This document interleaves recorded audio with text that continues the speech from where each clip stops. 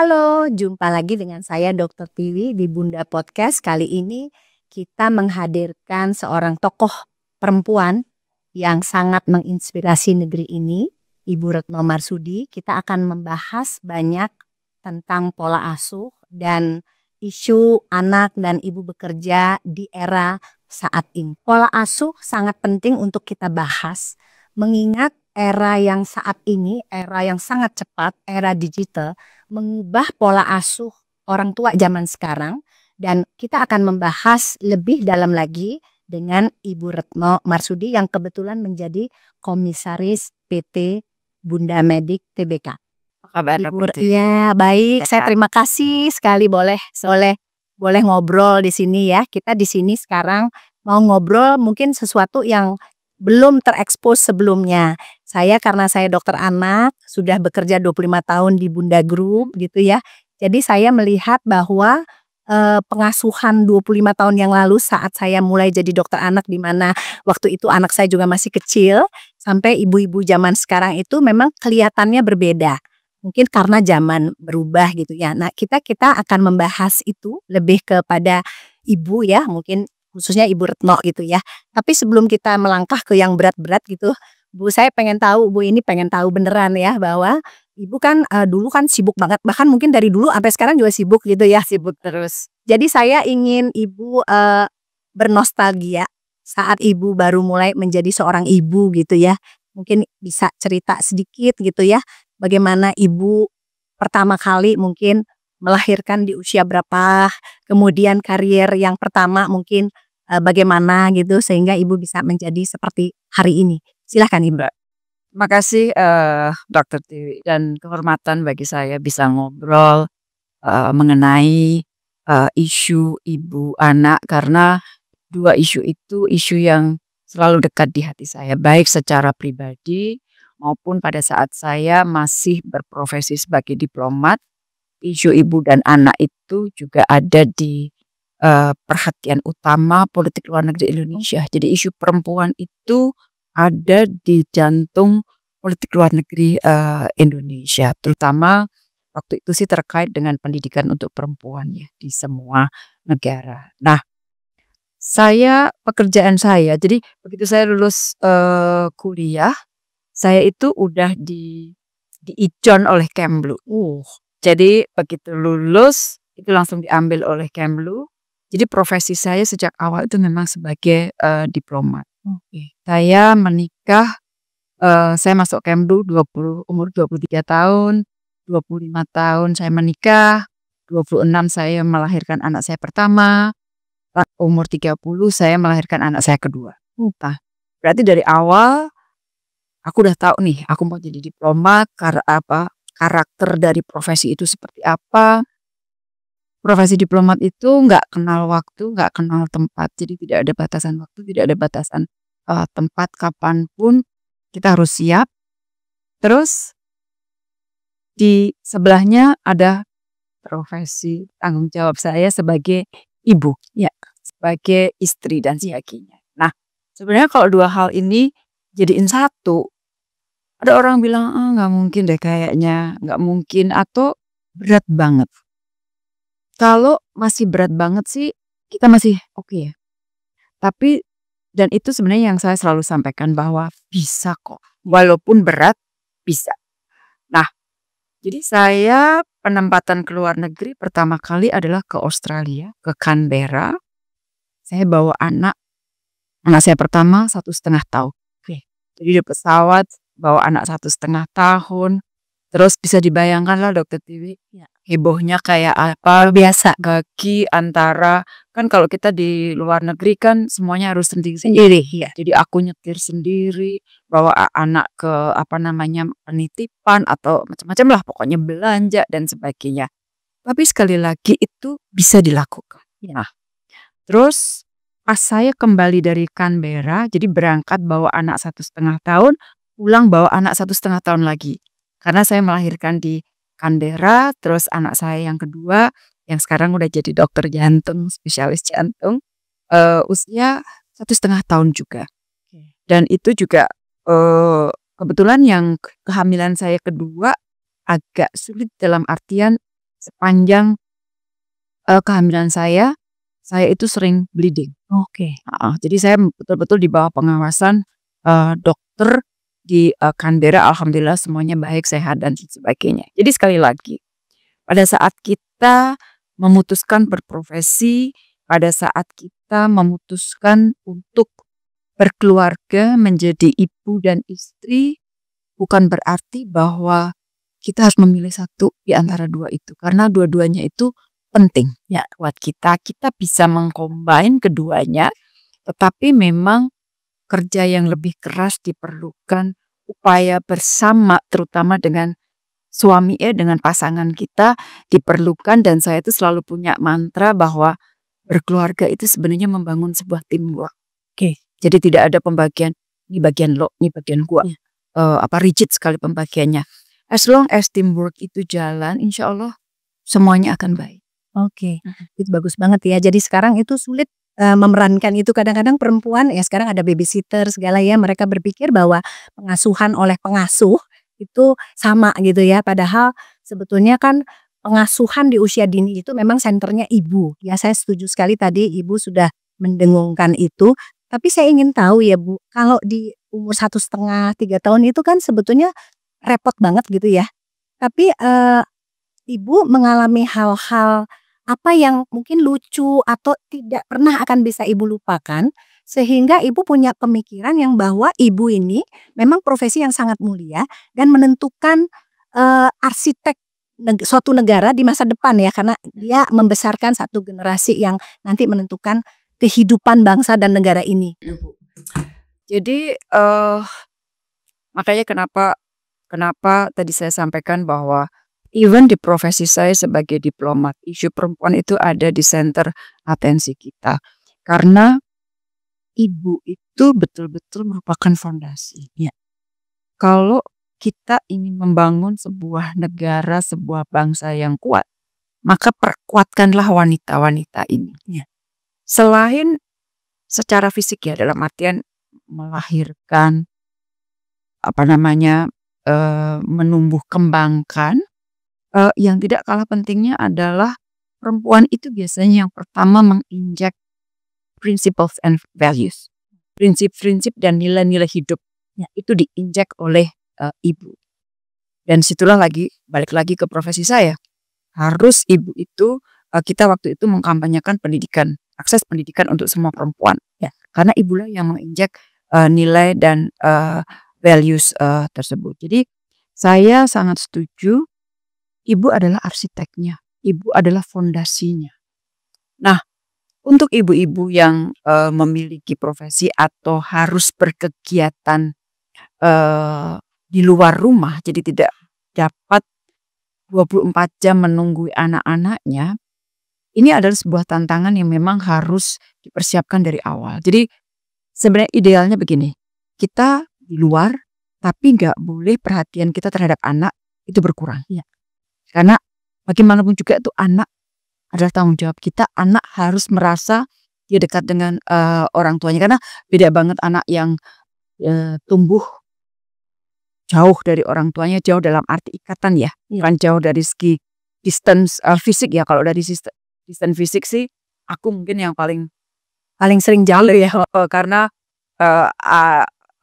traveling scheduleku kan sangat luar biasa. Tetapi instead of we have distance secara fisik, mereka tetap harus merasa dekat dengan kita. Nah, untuk kasus saya, dari sejak awal saya itu mendidik anak-anak saya itu sebagai orang dewasa.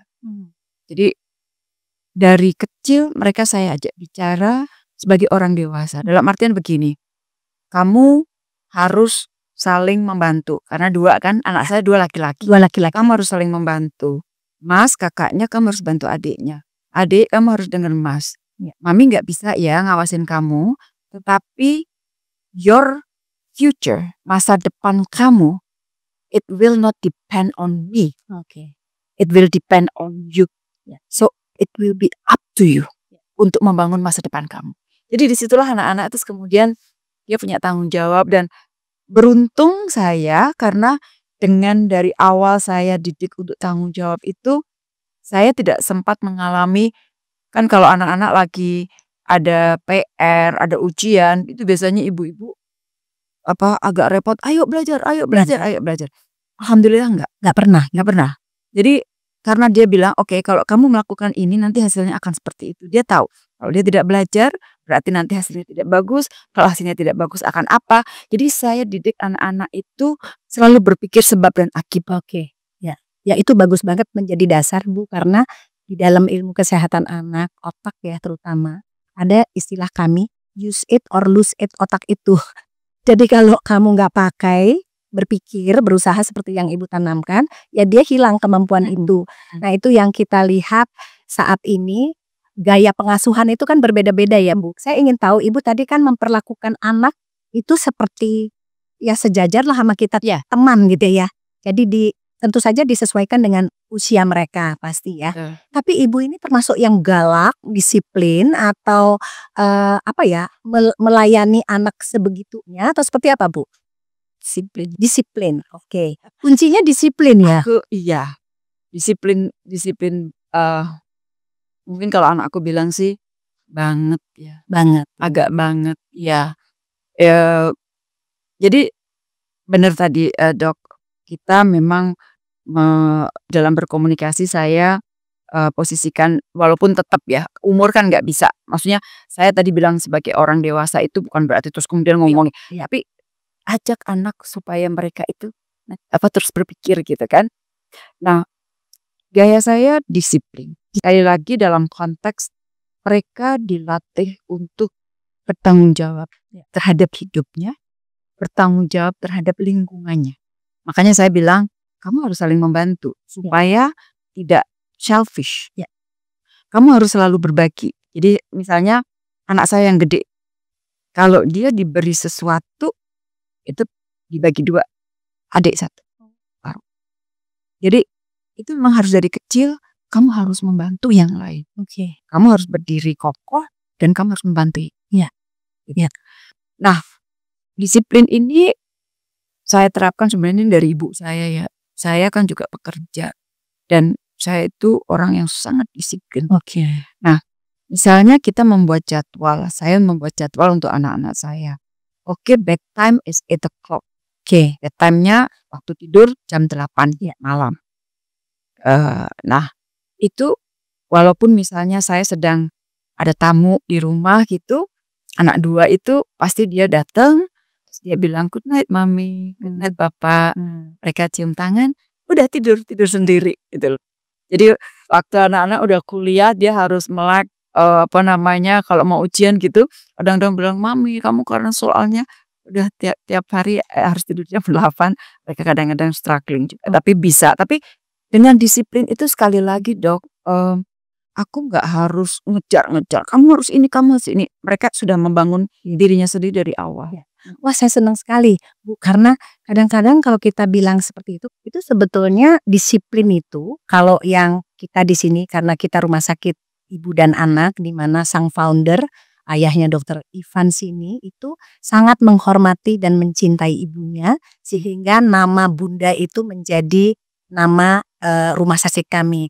Dan beliau adalah orang yang sangat concern sama seperti ibu bahwa peran seorang ibu itu sangat penting, sehingga ibu harus didukung supaya dapat melakukan atau memerankan perannya sebagai ibu. Kemudian saya ingin tahu juga Bu, karena tadi saya merinding-merinding mendengar karena ibu membiasakan anak berbagi ya, walaupun mungkin pada saat-saat tertentu mungkin ibu sudah berkecukupan tapi mereka harus tetap membagi. Nah itu juga yang kami rasakan setelah ibu ada di tengah-tengah kami, bahwa kami harus peduli dengan isu stunting ya. Sehingga para pemegang keputusan rumah sakit kami atau Bunda Group ini mendorong kami untuk bergerak ke masyarakat gitu ya, dan melakukan edukasi-edukasi. Kemudian yang paling penting juga adalah kami dipilih seorang perempuan atau wanita yang nanti akan menjadi ibu, dan kami punya kesempatan untuk mereka bisa melakukan perannya dengan baik seperti yang ibu tadi sampaikan. Nah, kemudian saya ingin lagi Ibu bercerita gitu ya. Seorang ibu itu kan kepatri banget dia, gimana dia pengalamannya dia dibesarkan oleh ibunya itu dia sampai gede itu kayaknya dia nggak akan bisa lupa gitu ya. Nah, kepada anak-anak Ibu yang sekarang sudah dokter, pasti punya anak juga gitu ya. Nah, bagaimana Ibu melihat Ibu mendidik mereka waktu kecil begini. Nah, sekarang mereka mendidik keluarganya itu atau cucu-cucu Ibu sekarang itu sama atau berbeda atau sama seperti yang saya lihat Ibu di kamar praktek ya. Babysitternya 2 anak 2 Bu. Kadang-kadang di shift Bu. Bisa 2, 4 babysitter karena ada yang shift pagi sama shift malam. Silakan Ibu. Cucu saya udah 4 Dok. Oke. Jadi 3 dari anak pertama, 1 dari anak kedua, dan 4-4-nya laki-laki. Oke. Jadi itu sebuah berkah yang sangat luar biasa. Nah, kalau saya melihat bagaimana anak-anak sekarang atau anak-anak saya mendidik, ya pastinya beda ya. Karena dari ibu saya ke saya juga beda. Karena zamannya kan juga sudah berubah dan semakin kesini kan semakin berubah. Tapi ada prinsip-prinsip, terutama prinsip disiplin yang mereka adopt dari keluarga, dari yang saya berusaha tanamkan kepada mereka dulu, yang sekarang diterapkan kepada cucu-cucu saya. Misalnya, cucu-cucu saya tidak akan memiliki waktu untuk screen time selama weekdays. Selama dari hari Senin sampai Jumat, nggak ada. Mereka nggak nonton TV, mereka nggak apa-apa, dan mereka tidak dibiasakan dengan gadget. Oke. Itu kita agak sulit, tapi kita harus tega. Sekali lagi, apa yang kita lakukan hari ini kepada anak kita, it is an investment for their future. Jadi jangan, aduh kasihan ya. Dari satu kasihan ke kasihan lain, tanpa sadar kita sebenarnya menanamkan back investment for their future. Nah, kalau udah Jumat, itu mereka riang gembira. Oh weekend, jadi kita boleh, tetapi kita punya waktu. Oke, kamu boleh nonton, ada maksimumnya, 1 jam. 1 jam screen time, terus filmnya kita pilihkan. Jadi film yang misalnya, kan sekarang banyak juga film anak-anak yang isinya nyun sewu, isinya tuh orang berantem aja. Kita bilang no. Jadi yang mengandung aspek atau unsur kekerasan enggak. Jadi filmnya adalah film yang edukatif, ya yang ada pesan-pesannya dan sebagainya. Nah, begitu screen time-nya selesai, ya udah dimatiin. Ayo kita main kembali gitu ya. Walaupun namanya anak-anak ya, ada yang 2 tahun, ada yang 3 tahun, mereka nangis nggak apa-apa. Tapi kita tanamkan sebuah disiplin. Beda Dok, tapi tetap beberapa prinsip penting itu alhamdulillah diadopsi oleh anak-anak dan diterapkan kepada anak-anak mereka. Jadi nilai yang pertama itu disiplin. Ya, disiplin dan ditanamkan sejak dini. Ya, karena sekarang kan dengan zaman yang berubah, yang kita itu hampir 24 jam itu bergadget ya. Saya lihat anak-anak, banyak anak sekecil ya bergadget terus gitu ya. Kemudian Ibu kan tadi ceritanya Ibu kan dari umur 23 tahun itu memang sudah berkarir ya. Itu ada nggak sih Bu dilema ya? Jadi kita pernah banyak mendengar seorang perempuan yang hebat itu biasanya pasti pendampingnya juga hebat gitu ya. Jadi ada nggak sih dilema Bu? Kadang-kadang kan sekarang kita ketemu banyak ya kondisi di mana suaminya harus jauh gitu ya. Dia datang, saya sendiri Dok gitu. Jadi kayak sulit gitu. Ada nggak sih dilema-dilema seperti itu Bu di kehidupan Ibu? Ada ya?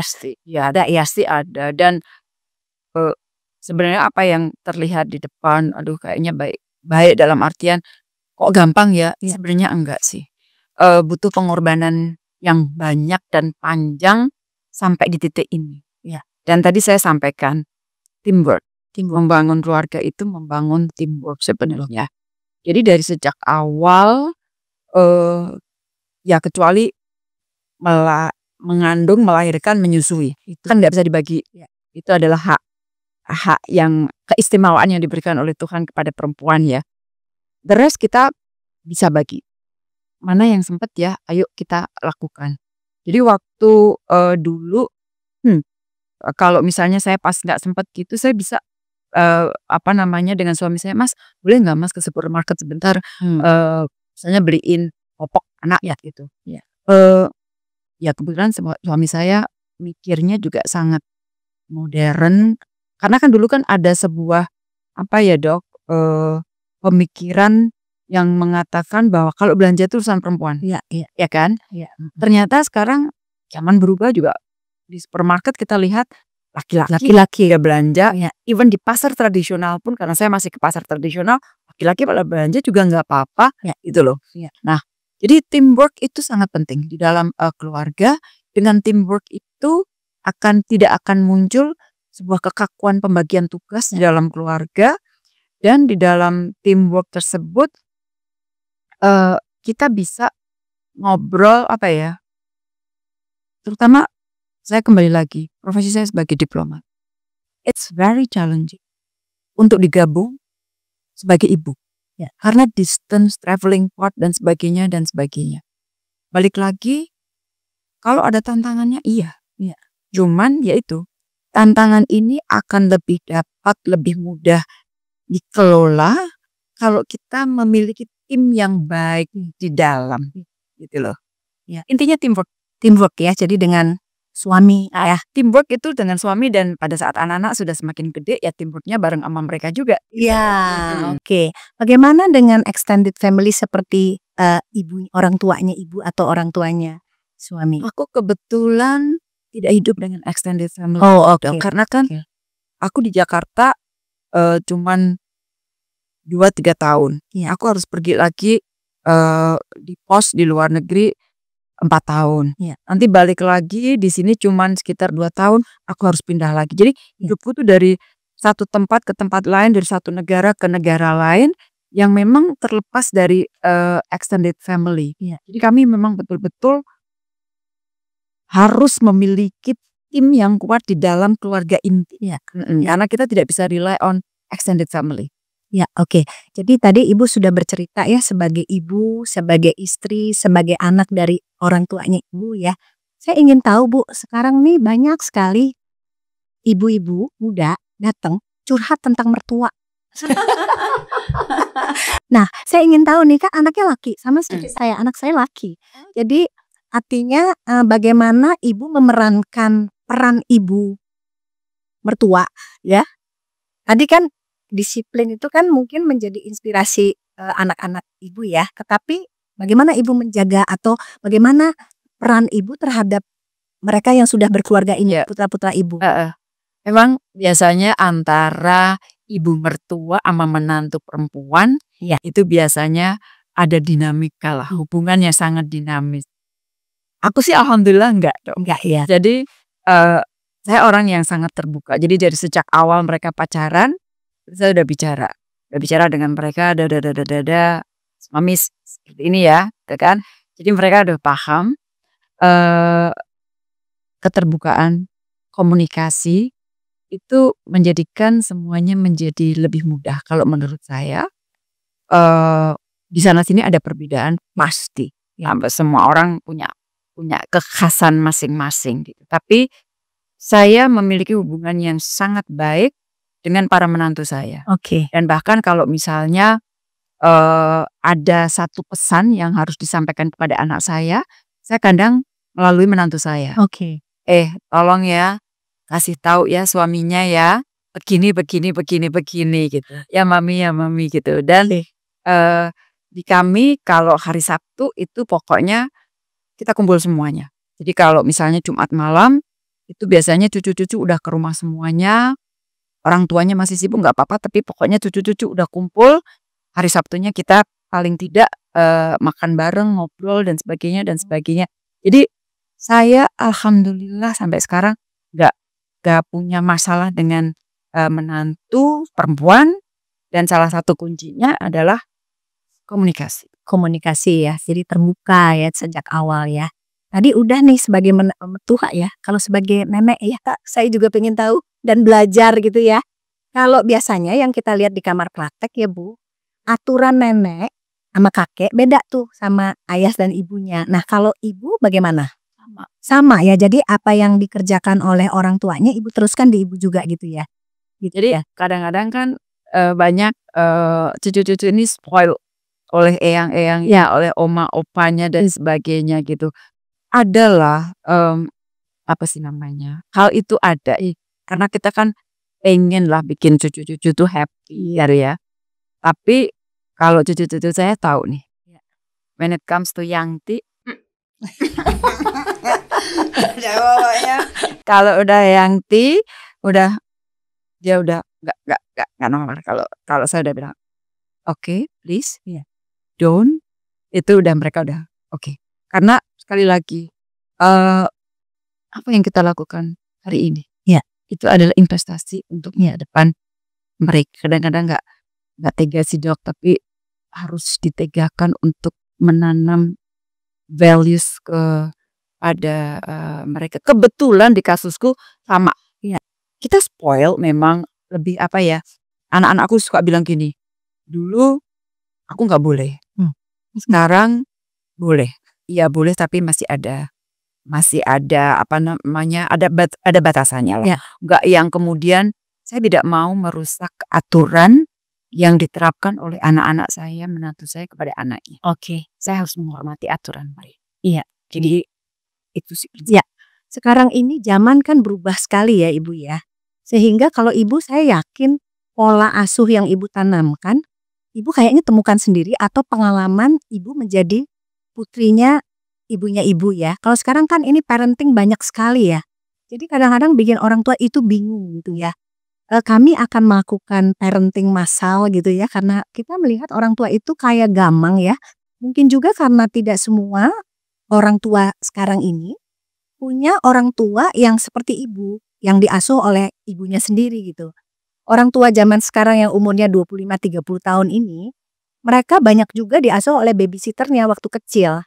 Nah, mungkin ibu punya kiat atau pesan ya sebagai ibu yang senior, dan saya rasa sih ibu yang seperti ibu ya, itu langka sekarang ya.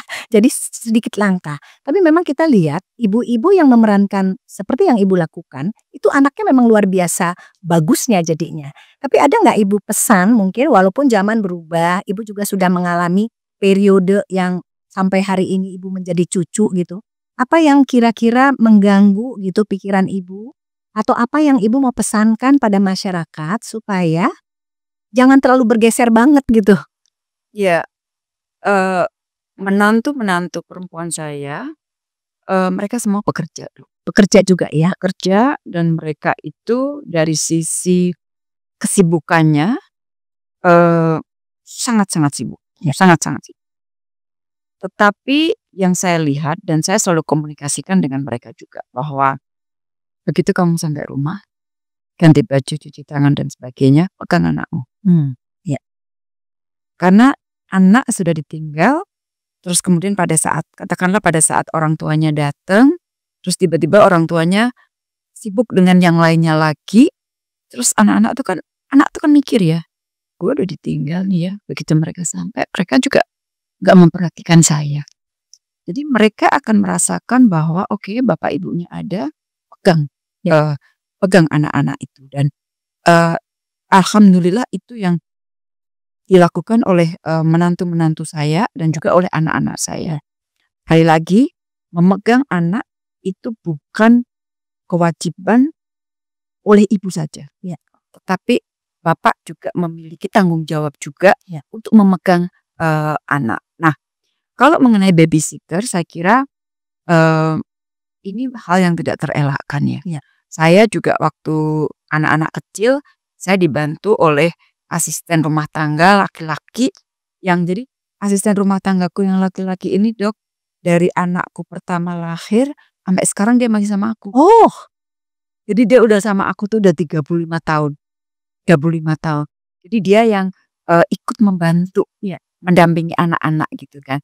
Mana babysitter juga something yang nggak terelakkan ya saat ini. Tapi ada porsi-porsi yang tidak bisa dilakukan oleh orang-orang yang membantu kita, yang menjadi asisten kita untuk mengasuh anak. Ya. Dan peran itu harus kita lakukan semaksimal mungkin. Ya. Terima kasih, ini banyak banget ya, padat banget dan daging semua Bu, buat saya juga. Nah Bu, sekarang Ibu kan menjadi salah satu komisaris kami ya di rumah sakit di Bunda Group ya. Saya ingin tahu ya, sebetulnya Ibu itu melihat rumah sakit atau apa yang harus diperankan oleh sebuah rumah sakit seperti kami, atau apa yang tidak boleh dilupakan oleh sebuah layanan kesehatan gitu ya. Mungkin Ibu ada sedikit pemikiran sehingga kami bisa mungkin ada insight baru yang membuat kami juga, oh iya benar itu yang harus kita kerjakan. Silahkan Ibu. Rumah sakit. Jadi kalau kita bicara mengenai rumah sakit, kita bicara mengenai dokter. Karena kebetulan tadi saya sampaikan anak saya dokter. Maka wajah yang ingin dilihat oleh masyarakat, oleh pasien adalah wajah kemanusiaan. Oke. Ya, pastinya bisnis iyalah dok, ya kan? Karena kita kan tidak akan dapat melakukan sesuatu kalau di situ tidak ada bisnisnya, itu pasti. Tetapi publik melihat wajah rumah sakit, wajah dokter itu dari aspek kemanusiaannya, ya kan? Nah, rata-rata pasien mengharapkan dia mendapatkan treatment yang baik dari rumah sakit maupun dari dokter. Dokter juga memiliki, kalau menurut saya, tanggung jawab untuk mengedukasi. Jadi dokter itu memang wajah kemanusiaannya itu memang yang ingin dilihat oleh masyarakat. Dan saya kira Bunda Medik ya sangat dapat memerankan peran itu. Apalagi kalau kita lihat dari sejarahnya Dr. Rizal, kemudian Dr. Ivan dan sebagainya. Dan dokter-dokter di sini kan penuh wajah yang wajah kemanusiaannya itu cukup tebal. Ya, mudah-mudahan ini banyak didengar oleh para dokter, bukan hanya di Bunda Group tapi seluruh pelayan kesehatan ya, mungkin bukan dokter saja tapi perawat juga ya. Jadi mereka melayani dengan memang itu wajah kemanusiaannya harus menonjol gitu. Nah untuk rumah sakit ya Bu ya, kira-kira kalau core-nya kita ini kan memang ibu dan anak ya, memang di situ core bisnisnya gitu ya.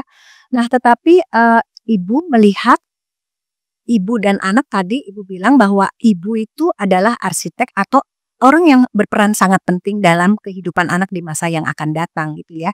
Tapi tadi Ibu juga menyinggung bahwa ibu itu tidak bisa kita tarik supaya tidak berkarir, memerankan full ibu rumah tangga itu sekarang udah langka. Jadi sedikit sekali yang begitu, ada tapi sedikit sekali. Nah untuk sebuah rumah sakit ibu dan anak ya, di mana kita punya peran sangat penting dalam mendidik perempuan menjadi seorang ibu. Di samping kemanusiaan itu, apakah ada yang memang kita harus perhatikan betul? Karena gini, 2 tahun pertama itu kan 1000 hari pertama sejak hamil sampai 2 tahun itu kan masa emas untuk pertumbuhan dan perkembangan seorang anak. Tetapi bukan berarti habis 2 tahun terus selesai. Ibu tadi menyinggung bahwa putra ibu laki-laki bahkan ibu kawal ya sampai mereka sekarang sudah punya anak gitu ya. Nah bagi sebuah rumah sakit ibu dan anak ya, di samping kemanusiaan itu apa yang sangat penting untuk diperhatikan Ibu, yang mungkin saya miss ya, kita miss ya, karena kita di sini sebenarnya tadi Ibu berkata bahwa wajah kemanusiaan. Kebetulan sang founder Dr. Rizal sini itu beliau menekankan dokter itu mesti berkomunikasi, memberikan informasi dan memberikan edukasi. Itu beliau itu begitu pesannya. Kalau saya ingat sekali 25 tahun waktu jadi dokter pertama, jadi dokter anak, itu yang harus bukan bagi-bagi resep. Beliau pesannya begitu gitu ya. Tapi dan itu diteruskan oleh dokter Ivan ya setelah beliau dari Australia. Kebetulan sama edukasi itu dilakukan dari ibu hamil. Kemudian perawat-perawatnya juga kita bimbing supaya kamu tuh nolong orang melahirkan itu, dia udah kesakitan, jangan cemberut, jangan dimarah-marahin. Terus dia ibu baru nih. dia belum tahu. Jadi hal-hal yang buat kita biasa dia belum tahu gitu.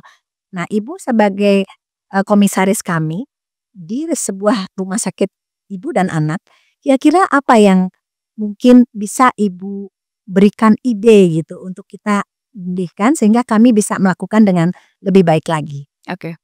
Jadi satu, selain wajah kemanusiaan tadi, of course kita bicara rumah sakit, jadi kita bicara mengenai services ya. Services dalam hal obat, pelayanan untuk orang sakit dan sebagainya itu pasti ya. Ya.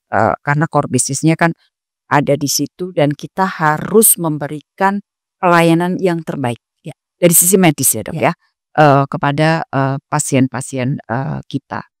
Nah, yang kedua, tadi dokter menyampaikan masa emas itu 1000 hari, tetapi bukan berarti 1000 hari pertama dalam kehidupan ini menjadi satu-satu tahapan yang penting dalam kehidupan anak. Ya. Enggak, itu hanya masa emas awal. Ya. Ya. Karena hidup itu kan tahapannya banyak. Banyak. Dan kita tidak boleh lepas dari setiap tahap. Ya. Kita sudah katakanlah sudah secure 1000 hari pertama. And then next step apa? Ya. Next stepnya apa? Dan saya cocok banget dengan apa yang tadi disampaikan dokter mengenai prinsip-prinsip pendiri rumah sakit ini. Edukasi. Karena edukasi itu, Dok, nilainya long term. Dampaknya long term. Kalau kita memberikan literasi, edukasi kepada ibu untuk mengasuh anak dari hal yang simple. Bagaimana menghasilkan ASI yang baik, yang cukup. Ya. Bagaimana mencegah ASI itu berhenti dalam jangka pendek. Bagaimana biasanya gini, kalau anak tumbuh kembang misalnya umur 3 tahun. Ya. Saya bicara kasus saya. Ya. Anak menantu saya udah bilang, ini mami, ini anak-anak ini sedang di usia ini. Kalau menurut dokternya, kalau menurut apa yang saya baca, karakternya akan seperti ini. Ada masa yang anak itu ngeyel. Ya. Pokoknya ngeyel aja gitu kan. Pada saat kita tahu bahwa oh ini masanya ngeyel, maka kita bisa mengambil sikap yang pas. Ya kan, Dok? Itu kan kenapa anak-anak itu tahu bahwa oh ya ini masanya masa ngeyel nih, gitu kan? Itu kan karena edukasi, karena literasi. Nah, maka itu harus tetap dimainkan oleh rumah sakit. Jadi memang tanggung jawabnya menjadi banyak, tapi itu tanggung jawab yang kalau aku bilang mulia banget, Dok. Jadi kalau tadi kita bilang dokter, ibu ini arsitek, seorang ibu adalah fondasi bagi masa depan anaknya, dan anak-anak ini adalah fondasi masa depan negara dan bangsa. So if we can build a strong foundation since the very beginning, maka hilirnya ini akan menjadi baik. Terima kasih ya, saya merinding-merinding udah beberapa kali nih merinding Ibu, terima kasih. Karena ini menguatkan kami ya, kami kebetulan di rumah sakit ini punya hubungan yang sangat harmonis dengan para dokter obgyn. Itu ya, kami diberi tempat yang cukup luas gitu oleh para obgyn dan tentu saja mungkin karena dokter Ivan ya di sini termasuk yang sudah tua gitu ya. Jadi artinya obgyn-obgyn yang lebih muda tentu saja mengikuti pola itu.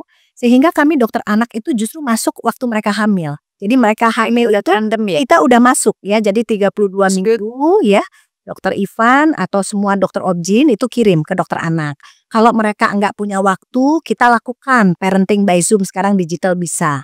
Paling enggak mereka tidak punya kegamangan, apa yang mereka harus kerjakan waktu mereka melahirkan atau di minggu-minggu pertama melahirkan.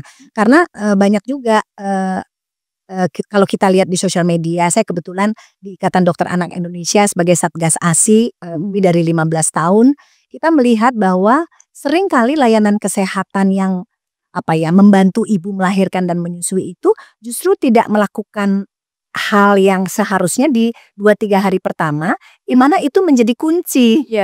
Begitu ya. Jadi sehingga seringkali datang, ada yang beberapa pasien datang 2 minggu ASInya udah drop. Kita mau membantu sudah agak sulit karena dia udah udah takut ya, kemudian produksi ASI turun sehingga ya kita yang bekerja di sini di ilmu kesehatan anak sangat merasa beruntung karena Dokter Objin membuka pintu seluas-luasnya dan kita bisa masuk di 32 minggu. Dan kita juga mengkomunikasikan pada Dokter Objin apa yang kita temukan. Misalnya bayi menyusui itu banyak yang zat besinya kurang.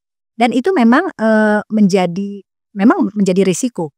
Sehingga si dokter-dokter Objin tidak sekedar membagi-bagikan suplemen vitamin-vitamin, tapi juga mengedukasi nutrisi. Dan kita di sini juga dibantu oleh dokter-dokter gizi gitu ya. Jadi sehingga kita bisa bekerja sama karena tidak mungkin Dokter Objin dengan ilmunya yang sudah banyak gitu, mungkin pada ibu-ibu yang misalnya diabetes atau dia terlalu gendut misalnya itu, sehingga bisa mengoptimalkan nutrisi ibu yang mempengaruhi nutrisi ASINya nanti dan kemudian ke bayinya ya. Terima kasih Ibu, ini kita lumayan banyak ya yang sudah kita diskusikan. Mungkin untuk terakhir obrolan kita, mungkin Ibu mau berpesan untuk supaya masyarakat khususnya ibu dan orang tua yang memegang anak-anak yang akan menentukan bangsa dan negara kita. Saya sangat encourage setiap kantor atau tempat-tempat publik ada fasilitas untuk ruang untuk ibu menyusui atau ibu untuk melakukan pumping. Ya. Karena apa? Sekali lagi dok, kalau kita memberikan support seperti itu, actually kita bukan menganak emaskan perempuan. Ya. Tapi kita bersama-sama berinvestasi untuk masa depan bangsa. Oke. Jadi jangan dilihat bahwa perempuan banyak banget sih maunya. No. Ya. Please no. Lihat bahwa ini ibu ini itu apa? Untuk anak ini apa? Anak ini adalah fondasi masa depan bangsa.